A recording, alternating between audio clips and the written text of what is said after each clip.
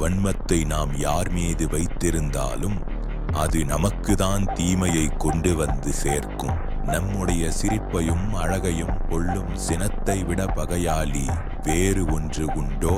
தன்னை ஒருவன் காத்து கொள்ள விரும்பினால் அவன் முதலில் சினத்தை காக்க பழக வேண்டும்.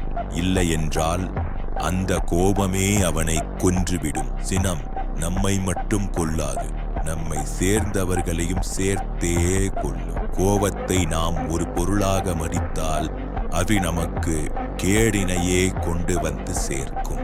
ஒருவர் நமக்கு இன்னாதது பல செய்தாலும் நாம் கோபம் கொள்ளாது இருப்பதே நன்றாகும். எவன் ஒருவன் கோபத்தை விட்டொழித்தவனாக இருக்கின்றானோ அவன் வாழ்க்கையில் நினைத்ததை உடனே அடையும் வல்லமையை பெறுகின்றான். ஒருவன் கோபப்பட்டால் அவன் இறந்ததற்கு சமமாகும். அதுவே அவன் கோபத்தை துறந்தவனாக இருந்தால் அவன் துறவிக்கு சமானமாகும். திருக்குறள் வெகுளாமை திருவள்ளுவர்.